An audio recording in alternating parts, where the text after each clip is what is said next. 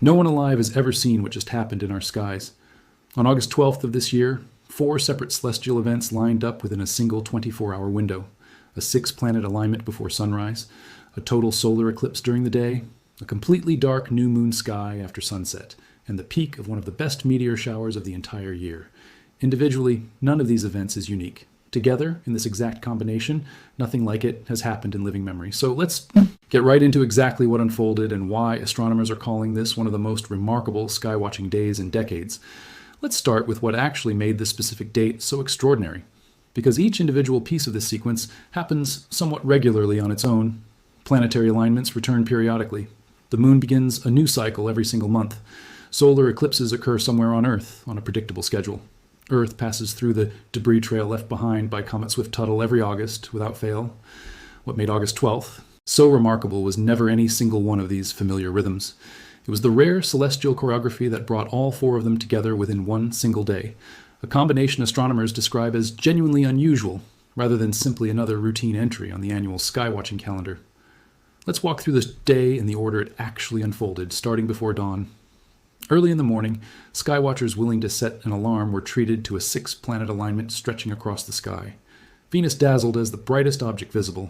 To the naked eye, impossible to miss even for casual observers who had never specifically tried planet spotting before. Jupiter shone brilliantly alongside it, bright enough to reveal its distinctive cloud bands to anyone with even a modest telescope. Mars, Saturn, Uranus, and Neptune completed the lineup, with Uranus and Neptune requiring binoculars or a telescope to properly resolve, while the brighter planets remained clearly visible without any equipment at all. Alignments involving 2 or 3 planets happen with some regularity, but a genuine 6-planet gathering is a considerably rarer event since each planet travels around the Sun at its own independent pace, Mercury completing a full orbit in just 88 days, while Saturn takes nearly 29 years to complete just one, meaning the specific cosmic choreography required to bring 6 of them into visible alignment simultaneously does not come around often. Then came the day's genuine centerpiece. A total solar eclipse swept across the sky, and this was not simply any solar eclipse. It marked the first total solar eclipse visible from mainland Europe since 1999, a gap of 27 years between opportunities for European observers to witness totality without traveling to another continent entirely.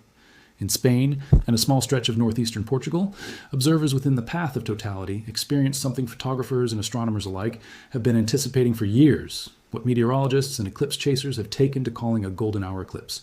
Because totality arrived late in the day for this specific path, the sun sat low on the horizon during the moment of complete darkness, creating a dramatically different visual experience than a midday eclipse typically produces, with the surrounding sky taking on the deep golden and orange tones of sunset, precisely at the moment the moon fully blocked the sun. For photographers, positioned anywhere within that narrow path of totality, this represented one of the most visually striking eclipse scenes captured in years, combining the sun's corona with a genuine sunset color palette in a way total eclipses rarely offer. As the sky darkened into evening, the day's third element quietly took hold. The new moon phase meant essentially no moonlight at all was washing out the night sky, leaving conditions about as dark as they naturally get anywhere on the planet. That darkness was not incidental. It set the stage perfectly for the day's final act. After nightfall, Earth's continued passage through the trail of debris left behind by Comet Swift-Tuttle produced the peak of the Perseid meteor shower, widely regarded as one of the brightest and most reliable meteor showers of the entire year.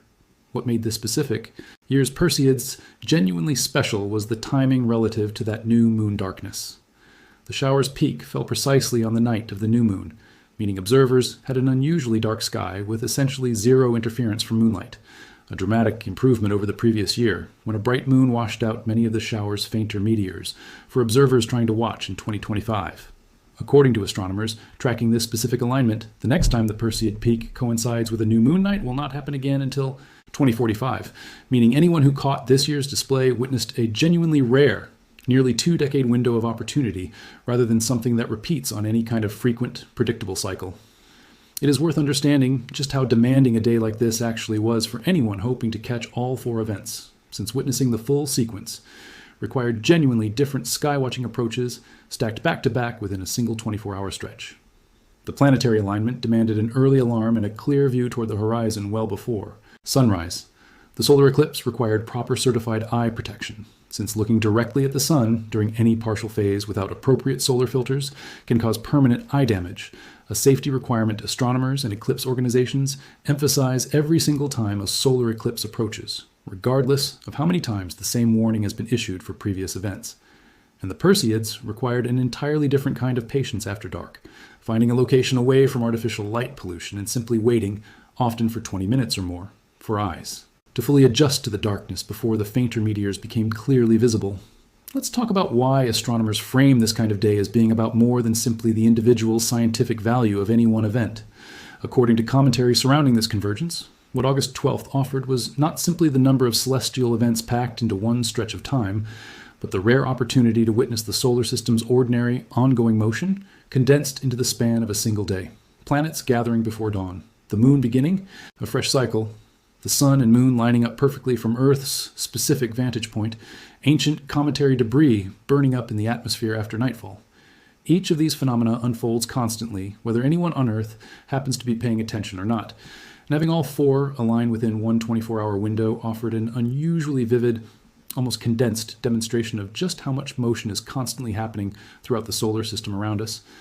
It is also worth placing this event within the broader context of what has already been, according to astronomers, a genuinely exceptional year for skywatching overall. Earlier this year, in February, observers were treated to a separate and also genuinely rare planetary parade, with up to 8 planets and the moon visible together in the evening sky, an event astronomers described as one of the most talked about astronomical displays of the entire decade. That February alignment featured Venus, Mars, Jupiter, Saturn, Uranus, and Neptune, all visible along a single arc shortly after sunset, with Venus once again standing out as the brightest, most immediately noticeable object to casual observers. Taken together with August's convergence, 2026 has produced not one but 2 separate, genuinely rare planetary gathering events within the same calendar year, a pattern astronomers have specifically flagged as making this an unusually strong year for skywatching compared with a typical 12-month stretch.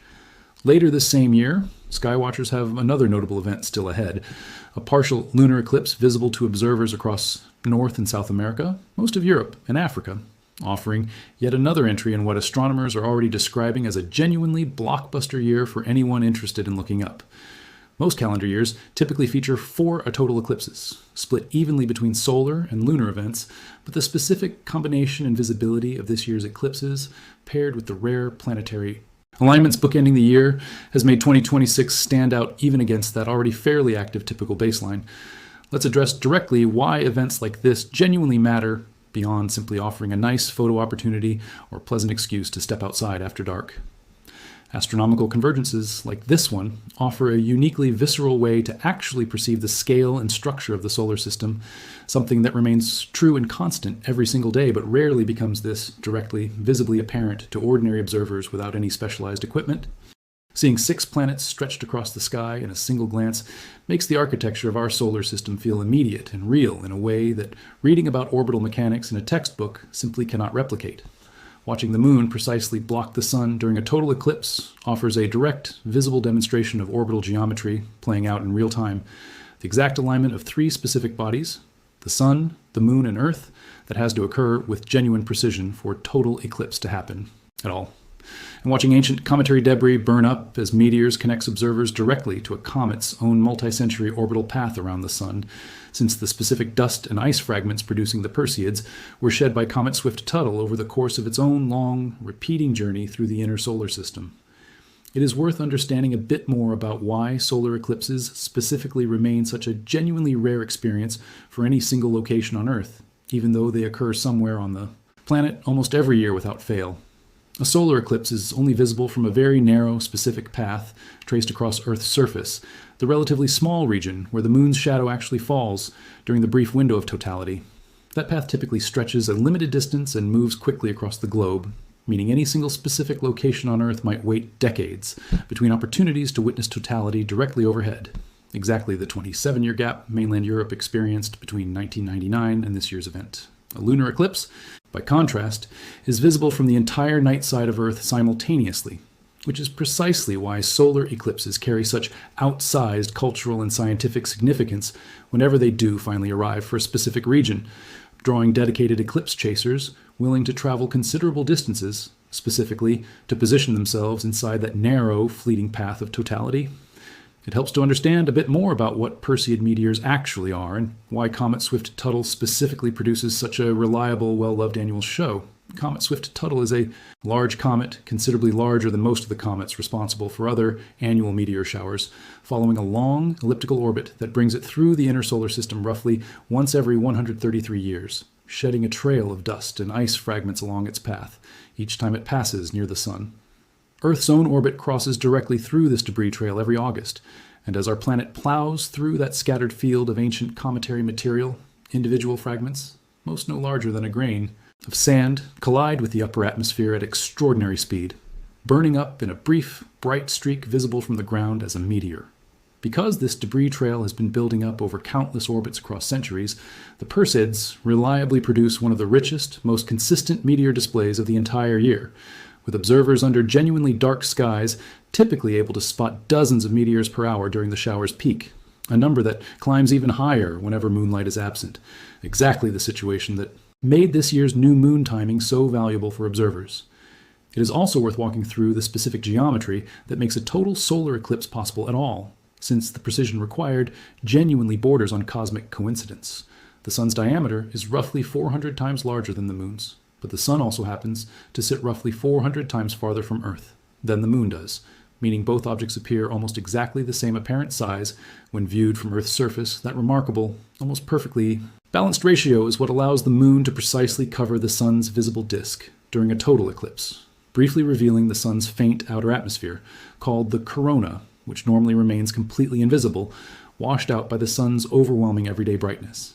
This precise size matching is not something built into the physics of any other planet-moon pairing anywhere else in the solar system, making Earth's total solar eclipses a genuinely distinctive, almost coincidental feature of exactly where we happen to live, rather than some universal phenomenon guaranteed to occur on any world with a moon. There is also real value in understanding why astronomers and eclipse chasers specifically travel such considerable distances to position themselves within a path of totality, rather than simply observing a partial eclipse from wherever they happen to already be. A partial eclipse, where the moon covers only a portion of the Sun's disk, is visible across a considerably wider swath of territory surrounding the narrow path of totality, and while genuinely interesting, it never produces the dramatic darkening, temperature drop, and visible solar corona that only occur during the brief window of complete totality itself.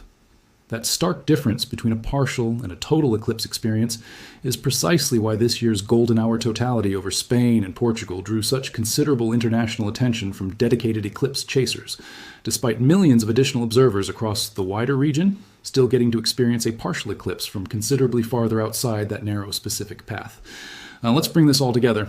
On August 12th of this year, observers across the globe witnessed a genuinely rare convergence of 4 separate celestial events within a single 24-hour window: a 6-planet alignment visible before dawn, a total solar eclipse marking the first such event visible from mainland Europe since 1999, complete with a dramatic golden hour totality over Spain and northeastern Portugal, a completely dark new moon sky after sunset, and the peak of the Perseid meteor shower under the darkest possible conditions, a specific alignment of new moon and meteor peak that will not repeat again until 2045. While each individual piece of this sequence occurs with some regularity on its own, this exact combination, occurring together within one single day, represented something astronomers describe as genuinely unprecedented within living memory, offering skywatchers around the world an unusually vivid, condensed glimpse of the solar system's constant, ordinary motion, all playing out visibly within the span of just 24 hours. I will keep tracking upcoming celestial events as the rest of this genuinely remarkable astronomical year continues to unfold, including the partial lunar eclipse still ahead later this year, so make sure you're subscribed to the channel and have notifications turned on for whenever the next major skywatching opportunity approaches. There is something worth appreciating in how effortlessly accessible this entire sequence of events actually was, at least in principle, to anyone willing to simply step outside and look up. No specialized training was required to appreciate a sky full of visible planets before dawn. No expensive equipment was strictly necessary to witness at least a partial eclipse somewhere across the wider region surrounding totality. And no particular expertise was needed to lie back under a dark, moonless sky and watch meteors streak past after sunset. Modern life offers relatively few genuinely shared, universally accessible moments of wonder, In a day like August 12th, built entirely from phenomena that have been unfolding in the sky for as long as Earth, the Moon, and the surrounding planets have existed, offered exactly that kind of moment to anyone across the affected. Regions willing to simply pause and pay attention. Thank you all so much for watching today's video. The sky rarely offers a day quite like this one. And for anyone who managed to step outside and look up on August 12th, it was a genuine once-in-a-generation reminder of just how much motion is constantly happening above our heads. I will see you in the next one. For anyone who missed this particular convergence, or who simply wants to build the habit of catching the next one, a few simple tools make a genuine difference. Free astronomy apps can identify exactly which planets, stars, and constellations are visible from your specific location on any given night, removing much of the guesswork that once made casual sky watching feel intimidating to beginners. Local astronomy clubs frequently host public viewing events during major celestial happenings, often providing telescopes and expert guidance at no cost to anyone curious enough to show up. And simply checking a reliable astronomical calendar every few months is often all it takes to know exactly when the next meteor shower, eclipse, or planetary gathering is worth setting an alarm for, ensuring the next genuinely rare sky event does not pass by unnoticed, the way so many quieter, everyday celestial rhythms unfortunately do.